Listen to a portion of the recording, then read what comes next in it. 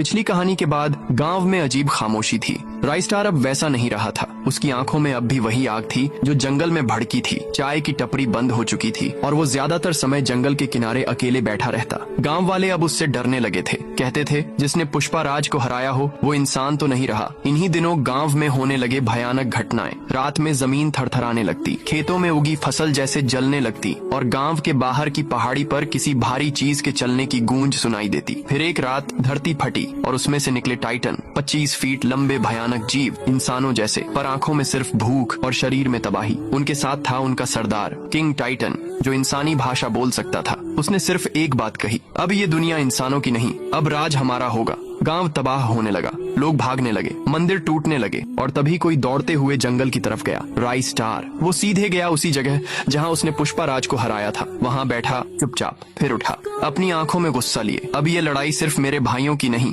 ये लड़ाई पूरे गांव की है। वो गांव लौटता है, लेकिन अब उसके हाथ में कुल्हाड़ी है, वही जो उसने पुष्पा राज से ली थी। जंगल की मिट्टी से लिपटी पुरानी लेकिन भारी टाइटन गांव पर चढ़ाई करते हैं। राइस्टार अकेला खड़ा होता है गांव के दरवाजे पर। टाइटन दहाड़ता है, क्या करेगा अकेला? राइस्टार जवाब देता है, जंगल ने मुझे अकेला भेजा है, पर याद रखना जंगल कभी हारता नहीं। जंग शुरू होती है। राइस्टार छाया बनकर दौड़ता है। टाइटनों का खून गर्म है, लेकिन राइस्टार का बदला उससे ज्यादा गर्म। किंग टाइटन से आमना सामना होता है। वो कहता है, पुष्पा राज गया, अब तू भी जाएगा। राइस्टार बोलता है, मैं पुष्पा नहीं हूँ, मैं उसका अंत हूँ। भीषण लड़ाई होती है, पेड़ टूटते हैं, आग लगती है और जब धुआं छंटता है सिर्फ राइस्टार खड़ा होता है, खून से लथपथ पर जिंदा। किंग टाइटन वहीं पड़ा है, मरा हुआ। राइस्टार फिर गांव नहीं लौटता, वो जंगल के अंदर खो जाता है।